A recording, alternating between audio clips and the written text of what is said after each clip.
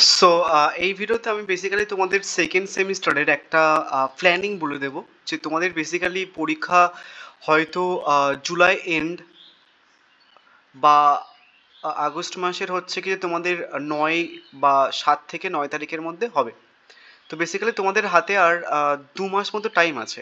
June মাস আহ, June মাস অ্যান্ড হচ্ছে কি যে এই জুলাই মাস, টোটাল 2 মাস মতো টাইম আছে তোমাদের হাতে, লাইক 60 ডেজ মতো। এই 60 ডেজে মোটামুটি তুমি কিভাবে তোমার সিলেবাসটা শেষ করবে। ইংলিশ অনার্স, তোমাকে তো প্রথমে অনার্স বাঁচাতে হবে, দেন তারপরে হচ্ছে কি যে মাইনর পেপার বা এইসি পেপার বা অন্য কম্পালসারি যে পেপারগুলো রয়েছে সেগুলো। প্রথমে অনার্স নিয়েছো, অনার্স না বাঁচালে একটা খারাপ ব্যাপার, তাই না? তো সেটার জন্য একটা প্ল্যানিং বলবো যে তোমরা কিভাবে এটা শেষ করবে, একটা সহজ প্ল্যানিং। যদি ঠিকঠাকভাবে কথাগুলো শোনো তাহলে কিন্তু আই থিঙ্ক তোমরা খুব ভালো মার্কসও পেয়ে যেতে পারো অ্যান্ড সব থেকে হাইয়েস্ট মার্কস পেয়ে যেতে পারো। একটা জিনিস বলে দিই যে লাস্ট বার যে পরীক্ষাটা হয়েছিল এই 2024-এর সিলেবাসে, 2024-এ যে পরীক্ষাটা হয়েছিল তোমাদের ডিএসসি টুতে হচ্ছে কিছু হাইয়েস্ট উঠেছিল হচ্ছে কিছু 76, অ্যান্ড সেক টুতে নিউ সিলেবাসের উপরে হাইয়েস্ট উঠেছিল হচ্ছে কিছু 70। যেটা হচ্ছে কি আমার একটা স্টুডেন্ট পেয়েছে ওই আমার নোটস ফলো করে বলে বা ক্লাস ফলো করে। এবার এই যে 76 বা 70, তোমরা আই থিঙ্ক ফার্স্ট সেমিস্টার রেজাল্টের থ্রুতে বুঝতে পেরেছো যে এই 76-এর মহত্বটা কতটা, মানে 76 তোলাটা কতটা চাপের একটা ব্যাপার। সেটা বুঝতে পেরেছো আই থিঙ্ক। ফার্স্ট সেমিস্টারে ইউজুয়ালি অনেকটা ইজি সিলেবাস ছিল, বাট তুলনামূলকভাবে সেকেন্ড সেমিস্টারে ডিএসসি টু বা সেক টু যেটা রয়েছে ফার্স্ট সেমিস্টারের তুলনায় কিন্তু অনেকটাই কঠিন ধরা যেতে পারে, মানে সিলেবাসে কম্প্যারিজন তুমি যদি করো সেই পয়েন্ট অফ ভিউয়ে। তো সেটা এটা তোলা মানে কিন্তু অনেকটাই বড় একটা ব্যাপার। তো কিভাবে তোমরা মোটামুটি 76 নাও যদি পাও তাহলে হচ্ছে কি যে 70 মতো বা 65 মতো, বা মোটামুটি যারা ভাবছো যে একদম প্রিপারেশনস খারাপ তারা কিভাবে মোটামুটি পাস মার্কসটুকু তুলবে সেটা একটুখানি তোমাদের বলে দেবো, অ্যান্ড প্ল্যানিং বলে দেবো খুব ভালোভাবে। ভালো করে কথাগুলো শোনো। প্রথমে আসি ডিএসসি টু এর এখানটায়। ডিএসসি টু এ তোমাদের কিন্তু দুটো সেকশন আছে, আমি কোশ্চেন পেপারটা নিয়েই বসাবো, ঠিক আছে, যাতে তোমাদের বুঝতে অসুবিধা না হয়। Section one and section two. Section ওয়ানে তোমাদের কি রয়েছে, introductions to English literature prose 10টা মানে হিস্ট্রি পড়তে হবে। 10টার মধ্যে থেকে তোমাদের কিন্তু মানে সেকশন ওয়ানের সিলেবাসটা বলছে introductions to English literature pros. তো এখানটায় হিস্ট্রিক্যাল পয়েন্ট অফ ভিউ পড়তে হবে ইংলিশ লিটারেচারের প্রোজের সেকশনসের পয়েন্ট অফ ভিউয়ে। তো এখানটায় মোটামুটি তোমাদের টোটাল 3টে প্রশ্ন আসবে এমন, যেটা 2024-এ দিয়েছিল, এটা কিন্তু সেকেন্ড সেমিস্টারের প্রশ্ন আগের বছর। 3টে প্রশ্ন আসবে, যে কোনো একটা প্রশ্ন অ্যান্সার করতে হবে। তোমরা দেখবে যে এই সেকশনের সাজেশনস আমি অলরেডি পোস্ট করে দিয়েছি, ওখানটায় বেশি প্রশ্ন দিইনি আমি, 4টে প্রশ্ন দিয়েছি। ওই 4টে প্রশ্ন একদম পুরো চোখ বন্ধ করে নাও, ওই 4টে প্রশ্নের মধ্যে থেকে এখান থেকে 3টে কমন পেয়ে যেতে পারো। আদারওয়াইজ মাস্ট একটা প্রশ্ন তুমি 15 মার্কসের প্রশ্ন কেমন পাবে। এবার দুই দাগে যে 5 মার্কসের প্রশ্ন ওটা আমি দিইনি, বাট তুমি যদি দেখো এই 4টে প্রশ্ন যেভাবে আমি দিয়েছি, ওই 4টে প্রশ্ন যদি খুব ভালো করে নাও তাহলে 5 মার্কসের প্রশ্নগুলো আর না করলেও চলবে। তাহলে সেকশন ওয়ান থেকে একটা 15 মার্কসের প্রশ্ন অ্যান্সার করতে হবে এবং একটা হচ্ছে কি যে 5 মার্কসের প্রশ্ন অ্যান্সার করতে হবে। তাহলে মিনিমাম তোমাকে কটা প্রশ্ন করতে হচ্ছে, 15 মার্কসের 4টে। হয়ে গেল 4টে প্রশ্ন করা। আর একটা জিনিস বলে দিই, এর আগের বারে মানে যারা 2024-এ পরীক্ষা দিয়েছিল ইউটিউবে কিন্তু এই পোর্শনে কিন্তু ভুল সাজেশন ভিডিও পোস্ট করা হয়েছিল, আমি বাদে গোটা ইউটিউব কিন্তু ইংলিশ অনার্সে ভুল সাজেশন পোস্ট করেছিল। তো সেই কারণের জন্য একটুখানি দেখে নেবে যে কোশ্চেন্সগুলো আমি দিচ্ছি জাস্ট ওইগুলোই করে যাও। চাইলে অন্য জায়গায় দেখতে পারো, বাট ওইগুলো করে যাও, সমস্যা পড়বে কিন্তু। অনেকে সিলেবাস জানে না। নেক্সট আসে হচ্ছে কি সেকশন টু। তো সেকশন টু এ মোটামুটি হচ্ছে কি তোমাদের টোটাল 5টা গল্প রয়েছে। তো 5টা গল্পের 5টা না করলেও চলবে। দেখবে আমি একটা ভিডিও পোস্ট করেছি, সেখানটায় 3টে গল্প দিয়ে দিয়েছি, অফিস স্টাডিজ দিয়েছি, ড্রিম চিলড্রেন অ্যান্ড মেবি হচ্ছে কি যে অ্যারাবি থেকে দিয়েছি, মেবি ভুলে গেছি। তো 3 থেকে দিয়ে দিয়েছি, 3টে 15 মার্কসের প্রশ্ন 3টে গল্প থেকে করতে হবে। তো তোমরা যদি মনে করো যে দাদা আমি একটা করে করবো 15 মার্কসের কোশ্চেন্স, প্রিপারেশনস খুব খারাপ, তাহলে প্রত্যেক কটা আমি কিন্তু ভিডিওতে বলে দিয়েছি যে অফিস স্টাডিজ থেকে যদি একটা করতে চাও তাহলে কোনটা করবে, ড্রিম চিলড্রেনের একটা করতে চাও তাহলে কোনটা করবে, এবং অ্যারাবি থেকে একটা করতে চাও তাহলে কোনটা করবে। একটা করে নেবে, বাট মেক শিওর যে তুমি মাস্টার নোট পড়ছো একটা যদি করো, আদারওয়াইজ কিন্তু তোমার মার্কস কিন্তু কম দেবে, মানে 15 মার্কসে তোমাকে হচ্ছে কি যে মানে 3-4 দেবে। ঠিক আছে? তো একটা করে প্রশ্ন পড়লে মাস্ট নোট পড়বে, তাহলে মোটামুটি যেমন ধরনের প্রশ্ন আসুক না কেন তুমি কিন্তু লিখতে পারবে। ওটা কিন্তু করবে, মাস্ট নোটটা ভালো করে পড়ে নেবে। আদারওয়াইজ তুমি যদি মনে করো একটুখানি ভালো করে প্রিপারেশন নেবো আমি, তাহলে প্রত্যেক কটা পোর্শন থেকে দুটো করে প্রশ্ন পড়লে হয়ে যায়। প্রত্যেক কটা গল্প থেকে মোটামুটি দুটো করে পড়লে একটুখানি ভালোভাবে প্রিপারেশন হয়ে যায়। তাহলে 4টে প্রশ্ন হচ্ছে কি যে তোমাদের সেকশন 1 থেকে দিয়েছি, আর যদি আমি ধরি দুটো করে তোমরা পড়ছো তাহলে 6টা প্রশ্ন হচ্ছে। তাহলে হচ্ছে কি 6টা প্রশ্ন 10টা প্রশ্ন টোটাল। ডিএসসি 2তে তুমি যদি 10টা প্রশ্ন ভালো করে করে নাও, তাহলে কিন্তু তুমি খুব ভালোভাবে পরীক্ষা দিয়ে আসতে পারবে। এবার তুমি হয়তো এটা মনে বুঝতে পারছো দাদা 5 মার্কের জন্য কী করবো। তুমি যদি এখানকার ব্রড প্রশ্নগুলো ভালো করে পড়ে নাও, তুমি দেখবে যারা নোটস নিয়েছো নোটসের মধ্যে কিন্তু অনেকগুলো লাইন তুলে বলে দিয়ে আছে বা কিছু। তো ওটা যদি 15 মার্কসের প্রশ্নগুলো খুব ভালো করে করে নাও, তাহলে কিন্তু 5 মার্কসের প্রশ্নগুলো গল্প সেকশন থেকে না করলেও চলে, বাট তোমাকে কিন্তু বুদ্ধি করে পড়তে হবে এবং নোটসের মধ্যে কিন্তু সেইভাবে মেনশানস করা থাকতে হবে। আদারওয়াইজ 5 মার্কসের জন্য তোমাকে কিন্তু অনেকগুলো প্রশ্ন পড়তে হতে পারে। 5 মার্কসের প্রশ্ন খুব একটা কমন আসে না। তুমি জাস্ট একটুখানি ভালো করে ফোকাস করো তোমার এই 10টা প্রশ্ন। আদারওয়াইজ এই 10টা প্রশ্ন ফার্স্ট কথা করে নেবে। তাও কিভাবে করবে দেখো, কিভাবে করবে যাতে তোমার এই 60 দিনের মধ্যে খুব ভালো করে প্রিপারেশনস হয়ে যাবে। প্রথমে ফার্স্ট যে জিনিসটা আমি সবাইকে বলি, প্লাস আমার অনলাইন মানে পেড ব্যাচ স্টুডেন্ট বা অফলাইন স্টুডেন্ট, এই নন পেড ব্যাচ স্টুডেন্টকে যেটা বলি, ফার্স্ট তোমাকে হচ্ছে কি যে সাফলি হাত থেকে বাঁচতে হবে। সেটা বাঁচার জন্য দেখবে সেকশন 1-এ আমি দুটো কি একটা প্রশ্ন বলেছি মোস্ট ইম্পর্টেন্ট, এবং এটা আসার চান্স 99%।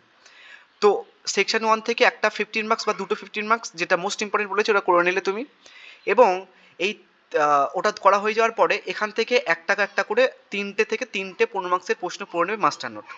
তাহলে দুটো প্লাস 3টে, এই 5টা প্রশ্ন সবার আগে করে নেবে। ঠিক আছে? 5টা প্রশ্ন সবার আগে করে নেওয়ার পরে এই 5টা প্রশ্ন দুদিন অন্তর বা একদিন অন্তর মোটামুটি খাতায় লিখবে। ঠিক আছে? নিজেদের লিখবে, এবং যদি টিউশনস না থাকে তোমার তাহলে চেক করবে নিজে নিজে এই 5টা প্রশ্ন। ডেলি বেসিসে দুদিন অন্তর বা 3 দিন অন্তর পর পর এটা কিন্তু চেক করবে। এই 5টা প্রশ্ন তোমার সাপ্লির হাত থেকে বাঁচাবে। ঠিক আছে?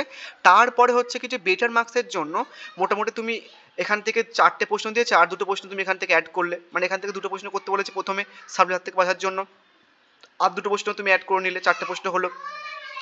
নেক্সট এখান থেকে একটা করে প্রথমে করতে বলেছি, ভালো করে মুখস্থ করে নিতে বলেছি সবার আগে, দেন লিখে লিখে প্র্যাকটিস করতে বলেছি। ওটা যদি ভালোভাবে হয়ে যায় তারপরে অফিস রেঞ্জ থেকে আরেকটা কোশ্চেন তুমি করে নিলে, বা ডিম চিলড্রেন থেকে আরেকটা এক্সট্রা প্রশ্ন তুমি করে নিলে। তাহলে প্রথমে তুমি 5টা প্রশ্ন করছো সাপ্লির হাত যাতে না হয় সেই কারণের জন্য, তারপরে আর 5টা প্রশ্ন করবে তুমি যাতে মোটামুটি 70% মতো মার্কস পাও, বা 70 থেকে মোটামুটি 80% মার্কস তুমি পাও। ঠিক আছে? তো এই প্ল্যানিংটাকে করো, প্রথমে সাপ্লির হাত থেকে বাঁচো, দেন ওই প্রশ্নটা হচ্ছে কি যে বারবার করে লিখে লিখে পড়ো, 2 দিন অন্তর বা 3 দিন অন্তর মতো লিখে লিখে প্র্যাকটিস করো। দেন তারপরে হচ্ছে কি যে তুমি এক্সট্রা কয়েকটা প্রশ্নগুলো পড়বে, বাট মেক শিওর তুমি মোটামুটি আগে 5টা প্রশ্ন কোর্স করে নিচ্ছ খুব ভালোভাবে হয়ে যাওয়ার পরে এক্সট্রা প্রশ্ন হাত দেবে, আদারওয়াইজ কিন্তু হাত দেবে না। আদারওয়াইজ ওই 5টা প্রশ্ন তো তোমার যাবে, মুখস্থ করা হবে না, প্লাস হচ্ছে কি তোমার কিন্তু আর 5টা প্রশ্ন মানে টোটাল ডিএসসি 2টাই খারাপ হয়ে যাবে। ঠিক আছে? আর একবার ডিএসসি 2টা সাম আপ করে দিই। প্রথমে সেকশন 1 থেকে টোটাল দেখবে আমি 4টে 15 মার্কসের প্রশ্ন দিয়েছি। 15 মার্কসে কটা প্রশ্ন দিয়েছি? 4টে প্রশ্ন দিয়েছি। মোস্ট ইম্পর্টেন্ট হয়তো বলেছি দুটো মোস্ট ইম্পর্টেন্ট, বা প্রথম দুটো মোস্ট ইম্পর্টেন্ট, ওই দুটো সেকশন 1 থেকে তুলবে, তার দুটো প্রশ্ন হলো। নেক্সট হচ্ছে কি যে ওই দুটো প্রশ্ন 5 মার্কসের ব্যাপারটা বলে দিয়েছি যে 50 মার্কস যদি ভালো করে করো না 5 মার্কসের ওখান থেকে তুমি কম পেয়ে যাবে। এবার আসি এখান থেকে 3টে 15 মার্কসের করতে হয়, তাহলে 3টে গল্প থেকে 3টে হচ্ছে কি যে মাস্টার নোট করে নেবে, তাহলে হচ্ছে কি আর 3টে হয়ে গেল, যে কটা লিখতে হবে সে কটা করতে বলছি। তাহলে 5টা, এই 5টা প্রশ্ন মোটামুটি ডেলি বেসিসে 2 দিন 3 দিন অন্তর অন্তর তুমি লিখে লিখে নিজে নিজে প্র্যাকটিস করবে, অরিজিনাল অ্যান্সার্স থেকে একটুখানি ঠিকঠাক কারেকশন করার চেষ্টা করবে।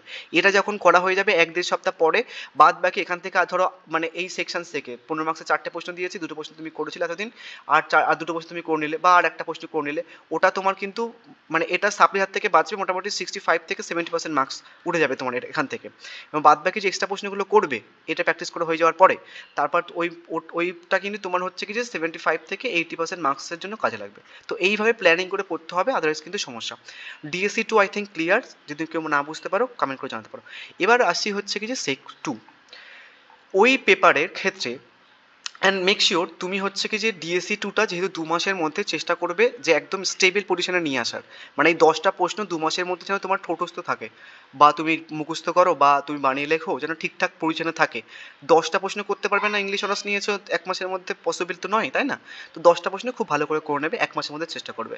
বাকি লাস্ট মান্থে 1 মাস পুরোটা ওইটা লিখে লিখে প্র্যাকটিস করবে ডিএসসি 2 এর প্রশ্নগুলো মাঝে মধ্যে, এবং ডিএসসি 2 সেক 2 এর জন্য জাস্ট 1 মাস পুরো রাখবে তুমি সেক 2 এর জন্য। কারণ বলছি, মানে সেক ওয়ান মানে সেক ওয়ানে যারা পরীক্ষা দিয়েছে ফার্স্ট সেমিস্টারে, সেক ওয়ানের মধ্যে এবং সেক টুর মধ্যে ডিফারেন্স কিন্তু অনেকখানি। তুমি সেক ওয়ানে মোটামুটি যদি নাও কিছু পারো ফর্ম্যাটটা লিখে দিয়ে আসলে কিন্তু মার্কস পেয়ে যেতে। সেক টু হচ্ছে কি তেমন ধরনের কোনো ফর্ম্যাট বেসিস নেই যে তুমি কিছু লিখে দিয়ে আসবে আর মার্কস পেয়ে যাবে। এখানে তোমাকে অনেকটা খাটাখাটনি করতে হবে, এবং এখানটায় যে তিনটে পোর্শন চলছে সেখানটা পর্যন্ত ভাইরাল একটা পোর্শন।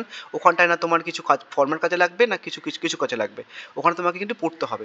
সব থেকে ভাইটাল যে পোর্শনসটা সেটা হচ্ছে কিছু এটা, এই 3 দাগের পোর্শনসটা। এই 3 দাগের পোর্শনস কিন্তু কমন আসে না খুব একটা। টোটাল যদি এই সিলেবাসের হিস্ট্রি বলছি, আমি এই সিলেবাসের সাজেশনস আমি প্রথমে ইউটিউবে পোস্ট করি, এই সেক পেপারের কথা বলছি আমি, আগে পোস্ট করা হতো না, কেননা এই পেপারে হচ্ছে কি সাজেশনস কমন আসতো না। তো আমি যেবারে পোস্ট করেছিলাম সেবার থেকে মোটামুটি প্রত্যেক কটা তোমার এসে দুটো বা একটা এমন করে কমন দিয়ে দিয়ে আসছি।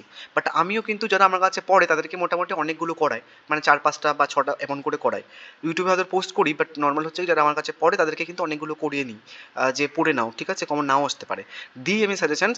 মোটামুটি আমি মোটামুটি 3-4 বছর হচ্ছে কি পোস্ট করছি এই সাজেশনস ভিডিও, মানে তোমার সেক পেপারে, এই পেপারটার ক্ষেত্রে।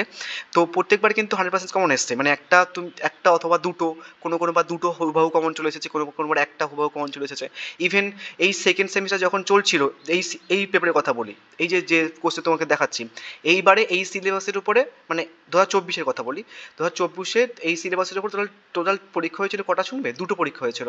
একটা হচ্ছে কি new syllabus CCF second semester, একটা ওল্ড সিলেবাসের থার্ড সেমিস্টারদের এই পেপারটা ছিল। তো ওদেরও কমন দিয়েছিলাম আমি, এদেরও কমন দিয়েছিলাম আমি, ঠিক আছে, কমন চলে এসেছিল। তোমাদের বলেও ছিলাম আমি এই প্রশ্নটা হুবাহু কমন ছিল, এবং এই মানে আর কিছু প্রশ্ন যেমন ইংলিশের পয়েন্ট অফ ভিউটা বা এই পয়েন্ট অফ ভিউটা, এই পয়েন্ট অফ ভিউটা একটুখানি ঘুরিয়ে ফিরে এসেছিল, ঠিক আছে, হুবাহু কমন খুব একটা পড়ে না। এবং এবারেও তোমাদের আমি বলছি, এই সেকশানে এসে পোর্শনে কিন্তু তুমি কমনের আশা করো না, সে আমার থেকে হোক বা যে কোনো দাদার থেকে হোক, ঠিক আছে। আমি তো মোটামুটি এই কত বছর হচ্ছে কি যে আমি মোটামুটি কমন দিয়ে এসেছি, তো আমি বলছি তোমাকে এই পেপারের ক্ষেত্রে এসের পোর্শনের ক্ষেত্রে কিন্তু কমন আশা করো না। তোমাকে মিনিমাম হচ্ছে কি যে কয়েকটা টপিক বেস করতে হবে, একটা কারেন্ট অ্যাফেয়ার্স টপিক বেস, একটা রিসেন্ট টপিক বেস, একই পড়ে যাচ্ছে, এবং কিছু থিম রিলেটেড কোশ্চেন তোমাকে করতে হবে, ঠিক আছে। ওই তোমার কয়েকটা টপিক করে নিলেও মোটামুটি 3-4টে কি 5টা মিনিমাম তোমাকে করতে হবে। তারপরে ওই 5টা ভাঙিয়ে তুমি লিখে আসতে পারবে কিছুটা, আদারওয়াইজ কিন্তু সমস্যা। এখানটায় 35 মার্কস যেটা রয়েছে, এখানটায় তোমাকে মিনিমাম হচ্ছে কি যে 10 তুলতে হবে, যারা পাশের কথা বলছো, ঠিক আছে। ওই যে মেয়েটা 70 মতো পেয়েছে, ওই 70-র যে মহত্বটা কতটা পরীক্ষা যখন দেবে তখন বুঝতে পারবে। তো এই পোর্শনের জন্য এখন থেকে খাটাখাটনি শুরু করে দাও। একটা সাজেশন ভিডিও পোস্ট করেছি ওখানটায় দেখবি যে কয়েকটা মোস্ট ইম্পর্টেন্ট প্রশ্ন বলেছি, দেন সেগুলো আগে ভালোভাবে পড়ে নাও। আমি লাস্টে আরেকটা সাজেশন ভিডিও পোস্ট করবো। এই পোর্শনের জন্য তোমাকে কিন্তু খাটতে হবে। এটা তো একটা ব্যাপার গেল, এখানটা খুব একটা কমন পাওয়া যায় না।